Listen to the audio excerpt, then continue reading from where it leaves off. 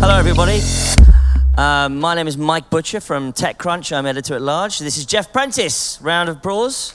Do we have the... Yeah, Jeff Prentice. So, Jeff, actually... now, how many people knew that he was a co-founder of Skype? There you go. Not many. You need to work on your PR. Yeah, that's what you're for. Well, you were one of the co-founders of Skype. I've got all these bloody iPads.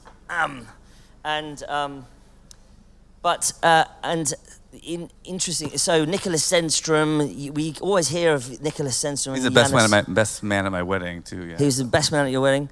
We hear about Nicholas Zenstrom and Yanis Fries, but we don't hear about you. You're one of 6 founders, in fact, actually. Yeah. As much. But what you did was very interesting. This is a little bit of a chat about you as a founder, and also what you're working on. But I think that we were talking earlier before we came on stage, and we should get a beer on here, shouldn't we? Should we get a beer? We're in Vienna anyway. Beautiful beer here.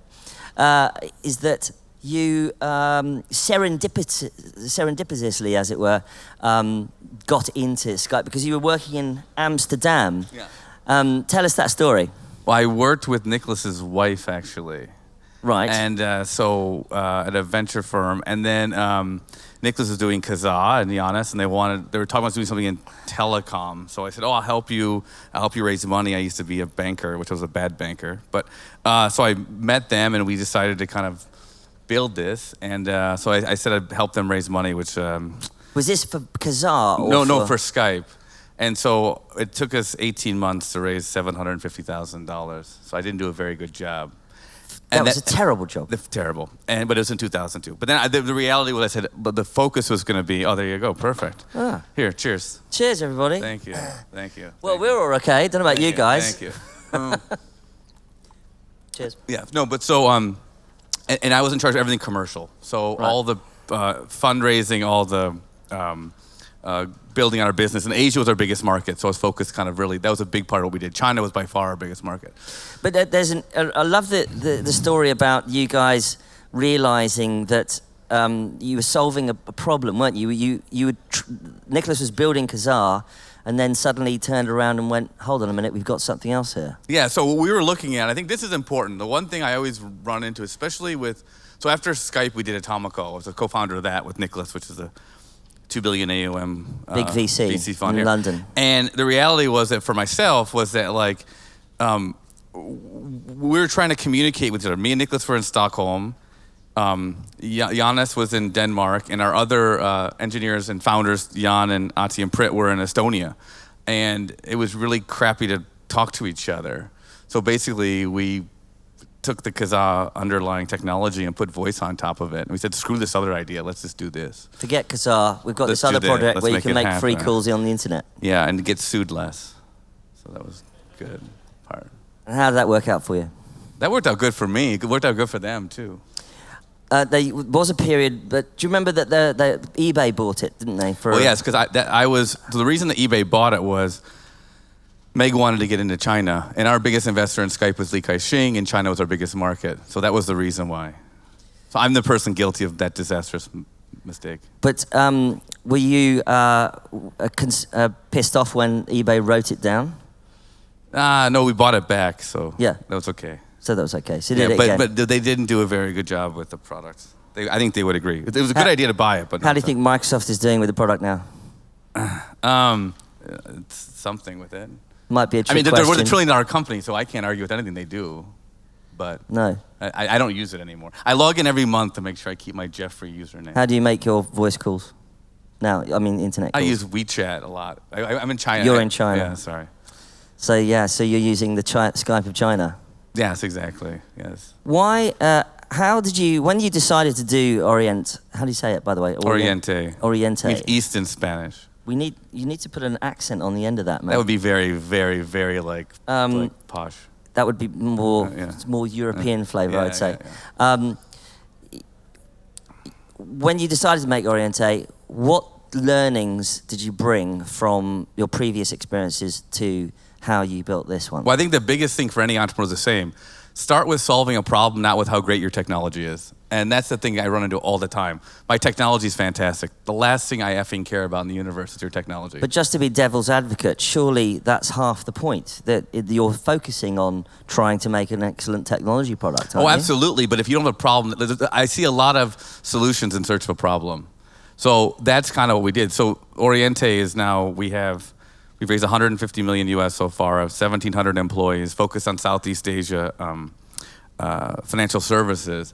And you just saw there's a big gap in the market. So you say, okay, this is a gap in the market. Now I have to build a technology that fits into that. That's the most important part. And it's not just technologies. I need to build a solution that solves the problem, not just great technology. Do you think we obsess too much about the technology? Oh, absolutely, completely. I mean, is Airbnb the world's greatest technology? I would probably say no. I mean, so these things, I'm not anything against, that's the point. I mean, if you look at why at Atomico, our whole entire thesis was we invested in everything outside of China and Silicon Valley.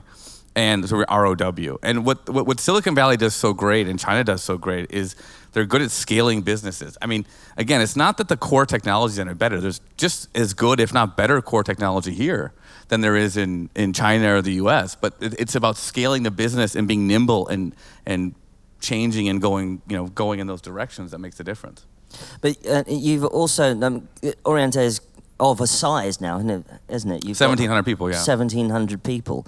So, and do you feel that a company like that still has to have a sort of an edgy startup feel? Constantly, absolutely. Or do you kind of feel like, we're kind of big now, we have to have some like corporate infrastructure almost, or what? You need some corporate infrastructure, but you don't want to have too much.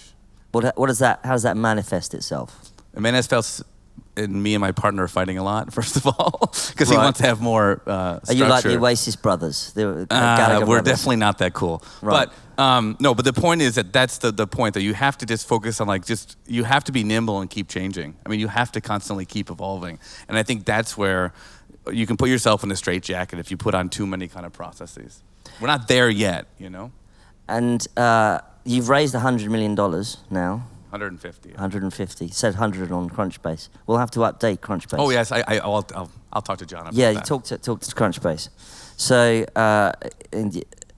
and what contrast? So you've done startups and a venture in Europe, and now you're building Oriente in Asia. What are the contrasts and interesting sort of things that you've noticed that are different compared to, say, and you've also, obviously, I assume Silicon Valley to some extent. Yeah. So I lived there for 4 years. Yeah. So you've seen all of these different regions and these ecosystems and things like that. What are some of the significant differences you see, or the advantages and disadvantages? Well, I think the most interesting thing is that when you look at technology, and China was the first at this, is that venture capital in these markets, number one, it's an infrastructure play.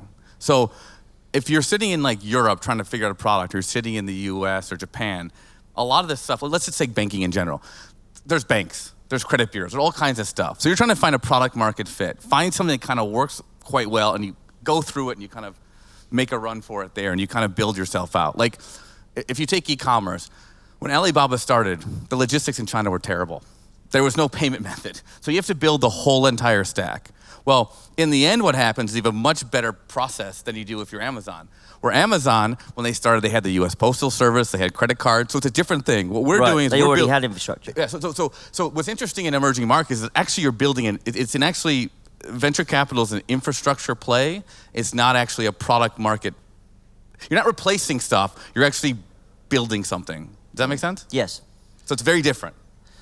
And so does that make us in Europe a little lazier because we don't have to build lots of infrastructure? I think it's harder to find out what's going to work. Because lots of stuff's already existing. So like for us, 2% of people have credit cards in Southeast Asia, 70% of people don't have a bank account, and 97% of things are still offline. So you know the problem. Like no one doesn't get the problem. It's like now, who's going to build the whole damn thing, and who's going to trust them with the money and do the whole thing? So it's a different. China was the same. It's identical. Where in Europe, if you're like a challenger bank, you're like, Okay, there's banks, there's credit bureau. You don't know if it's going to work. So the risk profile is different. So if I'm an investor, you make a lot more smaller bets, or even an entrepreneur, you make smaller bets in Europe, see if it works, and then when it works, then you hit it. Right. In our area, of course, we're still evolving, but you on a whole, you kind of got an idea. Lots of problems to solve. Right, exactly. Do you think that entrepreneurs should look for the problem first then? Number one, that's all that matters. Solve an effing. I always tell people the number one thing you should do, like when I get asked by like college students, like what should I do if I want to become an entrepreneur? The first thing you should do is get a job, so you can find out what a problem is. Don't just like sit around and say I want to be an entrepreneur. Being an entrepreneur is an output. The reality is you want to actually solve real problems. What are the things that you think that European companies and entrepreneurs and founders could do better to make themselves better? From what I've seen, when you deal with Chinese companies, again, I was putting my venture capital hat on. If I look at what happened in Silicon Valley and I look what happens in China, they're much more flexible. People in Europe, very often the founders are very technical. This happens also in Taiwan. There's a few markets like this. Korea too, very technical. And they're like, my product is awesome. You know what I'm saying? Like the technology I built. And they're so wedded to it. They don't want to throw parts of it out, et cetera. That's the biggest issue. So for me, it's about being more flexible is the biggest thing. By the way, everybody, we've got a thing called Slido where you can ask questions on this Slido thing, but we've got a small group here. We could probably throw a microphone around or something. I noticed that one of the things that you were saying to me earlier is that sometimes people in Europe, we kind of obsess a bit too much about like trying to be in stealth mode. Oh yeah, that's the worst. I hate stealth. What do you think about stealth mode? I think it's a joke. Why? Use the microphone. Sorry, I didn't say that loud. It's a joke. No, I think the problem is that get your product out in the market and get feedback. That's the best thing you can do. And I was guilty of this. When we were at Skype, Giannis and Nicholas are like, no, let's launch. I'm like, no, it's not perfect yet. They're like, let's get it out there and find out. We're perfectionists. And perfectionist is the worst thing you can be as an entrepreneur in that regard. You got to get the product out and get feedback. The most important thing is get it out and get real-time feedback and iterate. It's not about being in stealth mode, because it is an impossibility that you're able to sit there in your like ivory tower and have all the manifestations solved of whatever product you have built to solve whatever thing. It doesn't work. Do you think that there is? We're talking about problems. There are quite big problems, but lots of different sets of problems in Asia.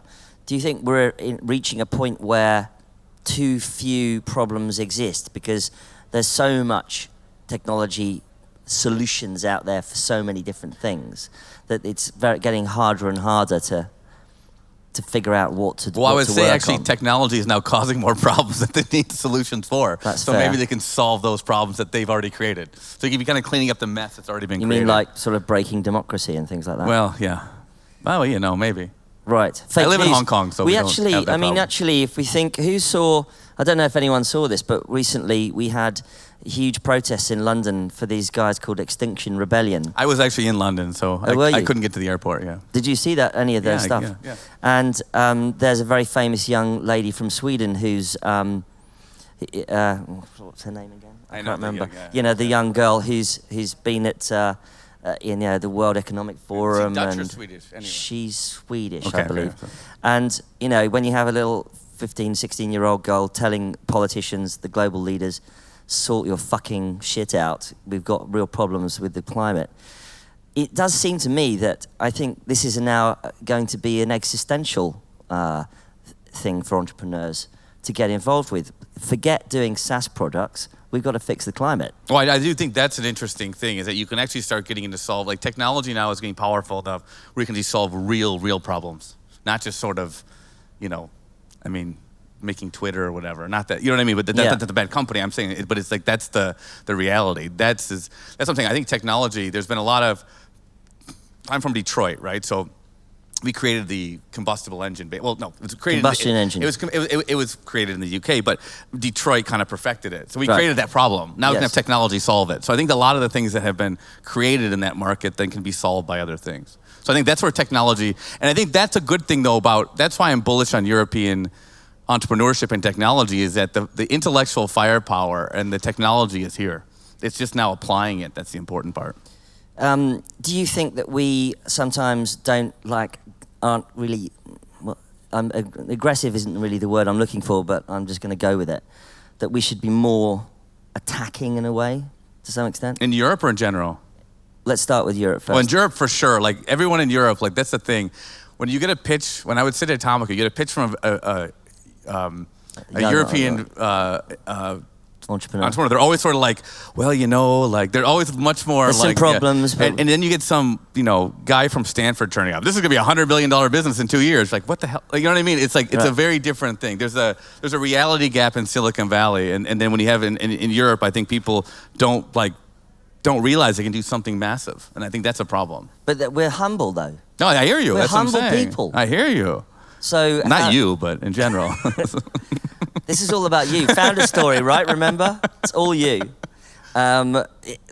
So what? Be less humble? Be arrogant? Yeah, not be arrogant, but just be like, think bigger. I always have to deal with this when I'm in Southeast Asia and in Europe was think bigger, think bigger, think bigger. You can do bigger. That's the important thing. Where I'm in Silicon Valley, I'm like, easy, tiger. Let's slow it down a little bit. Dial it down. Take it off 11. Yeah, exactly. Right, exactly. Yes. If anyone has any questions, there's nothing really coming up on this Slido app or whatever. So if you have any questions for Jeff, just put your hand up and, don't be humble. Good. We've got a question over here. I tell you what, jump up here and ask a question. Yeah, we'll give you a microphone. This way. Oh, do it that way. Okay. I'm always fascinated by how you come up with ideas. When was the epiphany moment when you thought financial products or Oriente is what I am going to build in the next few years? Cool. Thanks very much. Yeah, I don't know. I just sort of thought about it. I don't know how I thought. That one was easier. The Skype one was more difficult. You know what I'm saying? But I mean, again, I didn't think technology first or what my skill. I didn't like. Here's the point. My co-founder was one of the first guys who started Lufax, which is a $38 billion company in China, $2 billion in profit. I've known him forever. I'm like, man, like there's an issue in Southeast Asia, so I'm going to solve that. Then I went and found the people who could help me build the solution. You see what I'm saying? So I didn't say, oh no, I couldn't possibly understand how to, I've never took a finance course in my life, right? I've never been to Southeast Asia before, except for vacationing, right? So for me, I didn't know anything about it. But the point was, I'm like, this is an issue, but then I found the team that helped me do it. Do you see what I mean? So I think a lot of times people do know the solutions to problems, but they think, oh, I can't possibly do that because I don't have the skill set. Well, then start to think, well, maybe I'm going to be able to go find people who can help me do that. You see what I mean? You can't do it all by yourself. Do you think it's more stimulating to you as an entrepreneur and maybe just a human? Is it more stimulating? Do you get more of a kick out of going somewhere like a blank sheet of paper where you don't know anything about? Oh, it's way more fun, of course. Which is what you've done in Asia. Yeah. Would you have done the same thing in Europe, or did you the sheer challenge of doing it in a place where you've not really worked before? Yeah, I mean, Europe was different for me because we built Skype, then we started Atomico. So then you're kind of you're just now that dude. Right. You know what I mean? Like you're just raising money and you're, investing money and you're just kind of like sitting in your office and being whatever. Yeah. So then I moved to Asia. I'm like, okay, now I got to kind of reinvent myself, but that's fun. But did you get a kick out of that? Oh, the most. And My wife doesn't. And was the problem was that in London did you feel you were getting stale, a bit too lazy and stale? Yeah, I mean, it's just like any sort of, you see this a lot with, I love basketball, but it happens. It's like the Golden State Warriors now, they've been playing together for 5 years. At some point, they just got kind of it gets stale. You know what I'm saying? Right. You need to shake it up. So you want to shake these things up. You need to cut yourself off at the knees and start all over again. Exactly, yeah. Any other questions out there for you guys? I'm trying to figure out. Oh, hello. There's one over here. Here you go. Thank you. Hi, Jeff. A question about China. You've been talking a bit about the East and the super apps that we're seeing grow to scale there. So WeChat with its super app platform from Tencent, and then Ant Financial and what it's building with Alipay. Do you think we'll start to see that super app model move across into Europe and the US? And who's going to lead the way if we do? So that's an interesting question. That's a really good question. So in Southeast Asia, you have Grab and Gojek saying that they're super apps as well, which is obvious for obvious reasons. Their biggest investors are SoftBank and I deal with them all the time. So I think that super app thing in China worked really well. Like you see a few things happening, but in general, that's been a very Chinese phenomenon. But like when they started that super app thing, they had 400 million users, Tencent. They were already profitable. They were massive.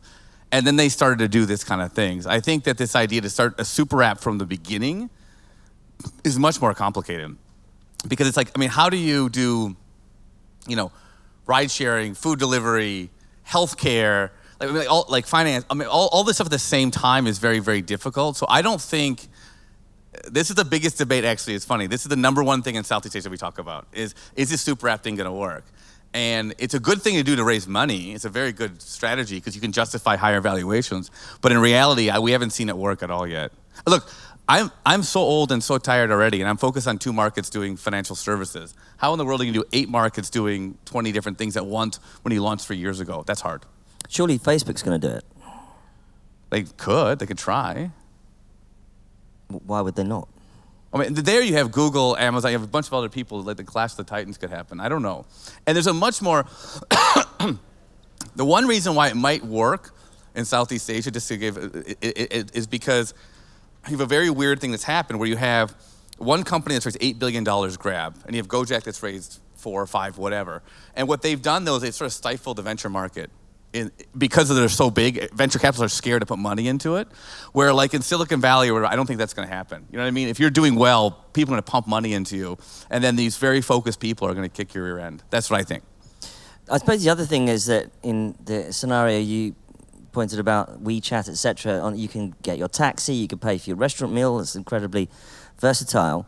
But certainly in Europe and the US to some extent, people are more aware of, I do use that for messaging, but do I really want to order my taxi through Facebook? Or do I, and they're a little bit more aware of perhaps how these things are interconnected, and maybe a little bit more aware about privacy perhaps? Maybe. Do you think? Maybe about privacy, maybe. No one in China is worried about privacy. No. So I know, but Well, I have 250 engineers there, so the people who are worried about privacy don't have to worry about very much anymore, do they? I don't know. They're no longer on the map. Yeah, so it's an interesting stuff. We've got some questions coming on here. What's this? Is food the new tech? What about alternative proteins? Hello. Well, this is very big in Asia, huge. Like this beyond, all these things are doing really well. Yes. A lot of my friends in Crickets. It's happening, right? Caterpillars. Well, yeah, we already eat that stuff to begin with, so we're okay. Yes. No, I think this is becoming a bigger, much bigger deal. This goes back to solving a massive problem. Is that your next startup? I'm done after this, man. I'm You're hanging done. out with you after. You're We're just going to done go drink afterwards, like I'm done. I don't drink anymore, as you know. Yeah. This is non-alcoholic beer. No, but I do think this is going to be more of this kind of stuff is going to happen. This again goes back to, when you talk about, environmental issues and kind of meat being a big part of that. So this is solving a real problem. This stuff is cool to me. If you weren't doing Oriente, what else would you be doing? Oh, I don't know. I think the most interesting thing going forward, I actually wasn't going to start this company. I was going to start another fund. And my focus was on bringing traditional stuff together with, like traditional economy stuff with new economy stuff. That's the big next thing. If you think software is eating the world, you better understand the world. And bringing those two things together is the next big thing, I think. What do you think? There's a great book recently written by Scott Galloway called The Four, as in almost like the Four Horsemen of the Apocalypse. And his thesis is about how Amazon is eating Walmart's lunch and these kinds of effects. Do you concur with those kinds of propositions? I do think so, but I think also there's a company in China called Ping An Insurance, which is huge. And what they've done really well, and we're doing the same thing with Oriente with our 2 biggest partners, is they have a massive amount of data on people. They have 170 million customers. They have 1.7 million sales agents. And they're spinning off companies in banking. They've done one in healthcare, banking, 2 in banking. And they've kind of they've set up separate companies funded, heavily, a few billion in each company, but they've been able to kind of utilize that stuff within a separate thing. So I think that my biggest next sort of step is going to be traditional companies have so much value that's not in their balance sheet, and if you can shift that into a new company and build something around that, that's the next big thing. But I could be wrong. One final question, I think. Okay, we've got time for one final. Go on. Yeah, so going back to what you said about over-focusing on tech and how you see the value in sort of traditional markets, We are a restaurant franchise, right? And we are trying to bring value to franchisees through introducing IT, sort of dashboard, game-like. And we're struggling with explaining to investors why is it innovative, even though franchisees see big value in this. Because, you know, as soon as we don't say blockchain, everybody runs away from us. So the question is, how do you, you know, if we work in traditional markets, how would you approach the investors, you know, and with what strategy in mind? For me, I've seen investors tend to be relatively sensible, as long as like you just show a clear value proposition. That's the most important part. Like if your customers understand it, I think your investors will understand it. That's what I've seen. What's the biggest mistake? You've seen both sides of the table. What's the biggest mistake you see entrepreneurs make when they're trying to raise money? And it's always the same. It's focusing the first 7 slides on why their technology is better, and not explaining why the product, what they're going to do is going to make life better. Like, so for us, we increase merchant sales by 20% when we're in their stores. Done. That's it. There's nothing else. I mean, nobody cares about the technology. Everything is don't give a shit. Yeah. I mean, and my my partner gets angry. Like, tell them more. I'm like, they don't care. That's what you've done for them. They're happy. You know what I'm saying? That's it. They're happy, and they've now got their 10x on their investment. Yeah. And their LPs are happy. Yeah, of course. Exactly. We all like happy We appear LPs. to be out of time, everyone. That was fun, right? Wasn't it? Thank you, guys. Thank you very much, Jeff. So. Okay.